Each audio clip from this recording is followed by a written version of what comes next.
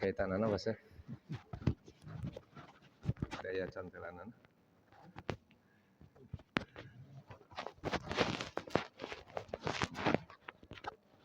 ini aja deh.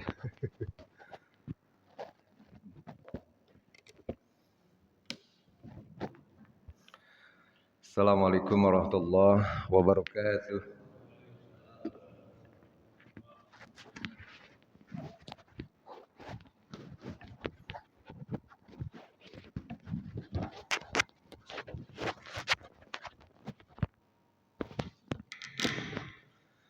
Alhamdulillahirabbil alamin. Wassalatu wassalamu ala Muhammadin wa ala alihi wa ashabihi ajma'in, amma ba'd. Puji dan syukur marilah kita panjatkan kehadirat Allah Subhanahu wa taala. Alhamdulillah atas limpahan rahmat dan karunia dari Allah Subhanahu wa taala pada pagi hari ini kita diberikan kesempatan oleh Allah untuk sama-sama hadir di masjid dalam rangka salat subuh berjamaah. Salat serta salam semoga dilimpahkan kepada junjungan kita Nabi Muhammad sallallahu alaihi wasallam. Hadirin yang dirahmati Allah, dalam kesempatan pagi hari ini saya ingin menyampaikan terkait dengan wara. Suatu ketika ada sahabat Nabi yang bernama Qatadah. Qatadah ini menyampaikan, Qatadah ini salah satu sahabat Nabi Sallallahu Alaihi Wasallam. Ini dinukil dari kitab Tanbihul Ghafilin.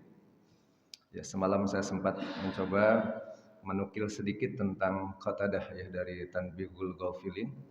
Suatu ketika Qatadah ini menyampaikan kepada sahabatnya,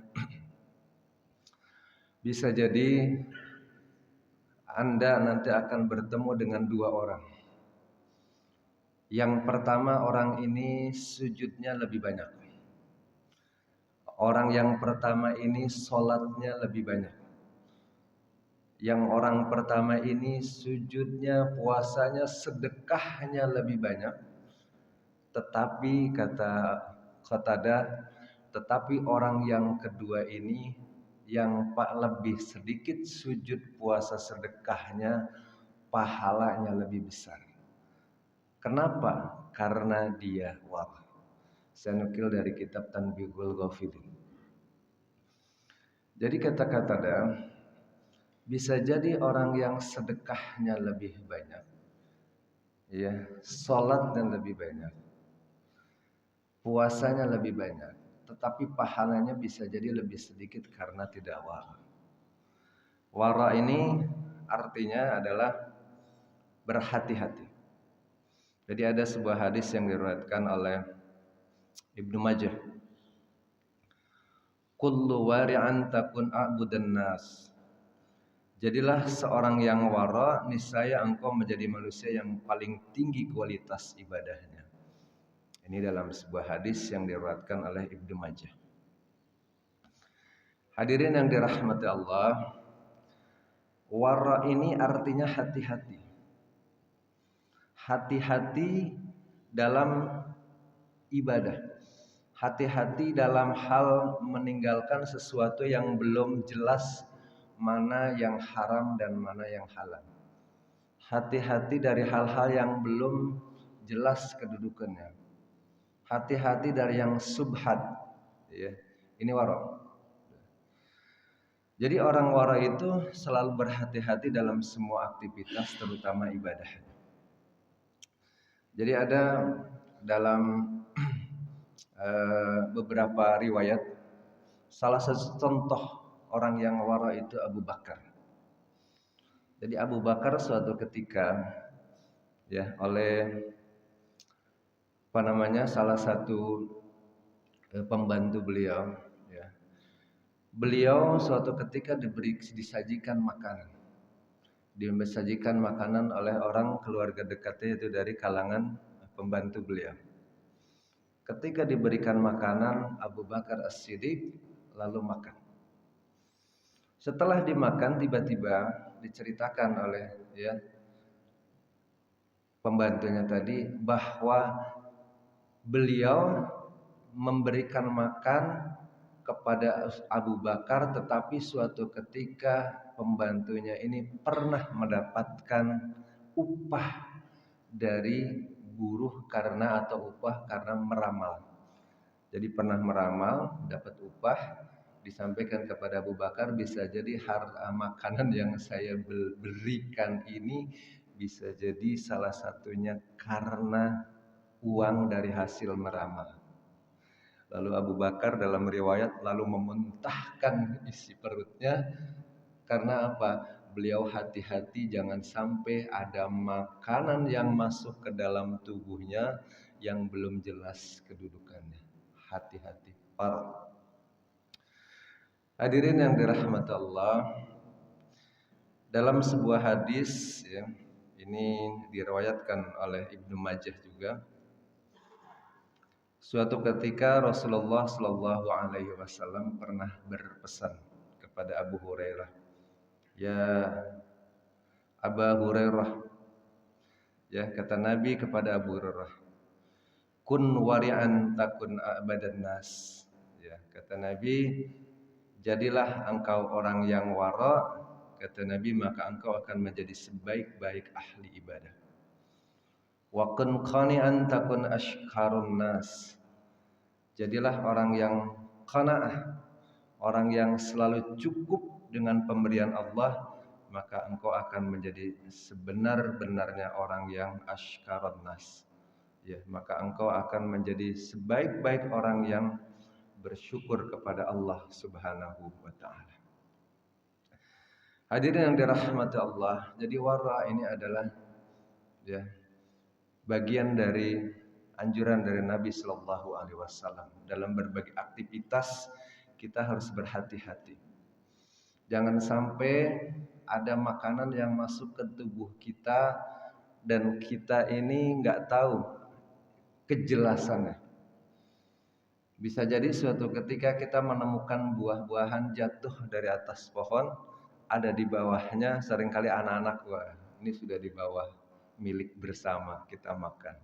Padahal bisa jadi yang punya buah itu mau buahnya. Kecuali suatu ketika mungkin ada tetangga kita samping rumahnya nggak ditempatin, ada pohon buah, mungkin pernah pesan, nanti kalau buahnya berbuah ambil aja. Nah itu sudah ada akad, ya sudah ada ucapan dari tetangganya yang punya pohon. Itu sah, halal, karena memang pernah berpesan. Tapi kalau belum pernah berpesan, ini yang punya rumahnya nggak ditempatin, dikontrakin enggak. Ada pohon mangganya, ada pohon jambu, pohon apanya, ya. Ada buah mangganya jatuh, nggak ketahuan, ambil aja. Padahal kita bisa izin dulu terhadap yang punya. Bisa jadi yang punya nanti, mangganya jatuh, mungkin dia datang, bisa jadi diambil. Artinya ini belum ya jelas kehalalannya, masih syubhat, meragukan. Tetapi ada baiknya kalau memang suatu waktu ini ada pohon mangga matang-matang, suatu waktu pesan aja, Bu, nanti suatu waktu mangganya jatuh saya ambil ya. Kapanpun jatuh kita ambil, sudah menjadi buah yang halal.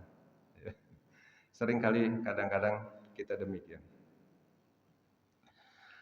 Ada hadis Nabi Shallallahu Alaihi Wasallam, ya ini yang diriwayatkan oleh Imam Muslim. Ya. Kata Nabi Shallallahu Alaihi Wasallam, faman ittaqa syubuhat fahad istayr. Kata Nabi, faman ittaqa syubuhat faqad istayra, faqad istabara'a lidinihi wa irdah. Kata Nabi Shallallahu Alaihi Wasallam, barang siapa yang selamat dari perkara syubhat, maka ia telah menyelamatkan agama dan kehormatannya. Kata Nabi Shallallahu Alaihi Wasallam dalam hadis yang diriwayatkan oleh Imam Muslim. Hadirin yang dirahmati Allah, ada sebuah kisah ya Imam Abu Hanifah. Imam Abu Hanifah ya kita kenal, beliau adalah salah satu ya ulama besar ya. Ulama besar yang barangkali kita sering sering mendengar ya. Imam Abu Hanifah ini suatu ketika dalam sebuah riwayat beliau itu ya diketahui pernah ya pernah mendapatkan ada sahabat ya yang pernah menghutangkan kepada beliau. Jadi beliau pernah berhutang kepada sahabatnya. Suatu ketika Imam Abu Hanifah dalam sebuah perjalanan, beliau berteduh karena panas yang luar biasa. Tetapi kebetulan pada saat beliau berteduh, di situ ada dua rumah. Ada satu rumah yang ada atapnya, sehingga beliau bisa berteduh karena kepanasan. Yang kedua, beliau berteduh di tempat yang juga bisa di tempat yang tidak ada atapnya. Ternyata Imam Abu Hanifah diketahui berteduh di salah satu rumah yang tidak ada atapnya. Jadi tetap aja kepanasan. Ada sahabat yang bertanya, "Wahai Imam Abu Hanifah, kenapa engkau tidak berteduh di tempat yang ada atapnya? Jadi tetap engkau kepanasan." Ternyata Imam Abu Hanifah tidak mau berteduh di tempat yang ada tempat atapnya. Setelah diketahui kenapa? Karena kalau engkau berteduh tempat yang panas tetap aja kepanasan. Imam Abu Hanifah beliau menyampaikan bahwa aku berhutang kepada orang yang punya rumah ini, yaitu rumah yang ada atapnya. Kalau aku berteduh di rumah yang ada atapnya, aku khawatir karena aku punya hutang, aku khawatir aku mengambil manfaat dari hutangku. Ya, karena memang ada hadis yang kata Nabi, kullu qardin jarran ya manfaatan fahuwa riban. Kata Nabi, setiap akad ya peminjam dengan mengambil manfaatnya fahuwa riba. Kata Imam Abu Hanifah ingin mengamalkan hadis ini. Jadi setiap ya barang riba itu ya pinjam meminjam mengambil manfaatnya itu riba. Makanya Imam Abu Hanifah khawatir begitu karena punya hutang lalu berteduh di rumahnya, khawatir itu mengambil manfaat dari hutang. Saking hati-hatinya Imam Abu Hanifah tidak mau. Ini kenapa? Wara. Hadirin yang dirahmati Allah. Begitu para ulama, ya, para sahabat Nabi, ya Imam Abu Hanifah. Ya, sampai beliau sangat hati-hati dalam kehidupannya karena ingin sekali menjaga kehidupannya jauh dari hal-hal yang subhat. Hadirin yang dirahmati Allah. Ada satu kisah ya. Ini juga tentu sangat menarik untuk kita teladani. Saya ambil dari kitab Tanbih ya karangan Al-Imam Abu Ishaq. Ya. Jadi diceritakan Imam Abu Hanifah ini mempunyai ayah namanya Sabit. Sabit ini suatu ketika ayahnya Imam Abu Hanifah ketika muda ya pernah duduk-duduk di depan ya duduk-duduk di sebuah perjalanan. Ketika dalam perjalanan ini ketika beliau duduk di depannya ada sungai, tiba-tiba beliau mendapati ada buah apel yang hanyut di dalam air. Beliau ambil itu apel tanpa pikir panjang, apel namanya ujah jatuh ke bawah air, beliau ambil. Setelah diambil karena beliau lapar, Sabit ini ayahnya Imam Abu Hanifah ketika muda itu apel diambil. Apel diambil lalu dimakan. Ya. Kan anak-anak kalau nemu buah milik bersama. Ada uang di jalan, wah ini uang gak ada yang punya, ambil aja gitu. Subhan. Sabit ayahnya Imam Abu Hanifah lalu makan itu apel. Tetapi begitu dimakan beliau ingat bahwa ini barang yang belum jelas siapa pemiliknya. Beliau baru ingat bahwa apel yang dia makan ini belum tahu nih apel punya siapa. Apel ini dari mana? Tiba-tiba memang ada lalu dimakan. Ini adalah barang yang subhan. Ya, karena ingat bahwa ya anjuran Nabi untuk senantiasa wara, hati-hati terhadap ya apapun terkait dengan ibadah, termasuk dengan makanan yang dimakannya. Lalu Sabit ini akhirnya makanan yang sudah dia makan tidak mungkin dikeluarkan, akhirnya mencari yang punya apel, diurut sungai ngalirnya dari mana, diurut ke atas, Kira-kira di mana ada kebun apel yang apelnya itu mungkin hanyut ke dalam sungai. Dicari. Begitu ada ketemu dalam riwayat ya dalam kitab Tanbih, dicari, akhirnya adalah sebuah kebun apel. Begitu ada kebun apel, ditanyakan kepada penjaga kebunnya, "Wahai saudaraku, wahai fulan, ini saya makan apel dari kemungkinan adalah buah apel dari kebun ini. Maka jualah apel ini biar aku beli supaya aku halal karena aku sudah makan apel yang hanyut ya dan saya makan." Ternyata ya dalam kisah tersebut ternyata penjaga kebun tersebut tidak mau menjual apelnya karena buah apel ini, kebun apel ini bukan miliknya tetapi milik tuannya. Akhirnya diantar ya kepada tuannya, disampaikan kepada tuannya ini ada seseorang yang menemukan apel lalu dimakan, minta diikhlaskan.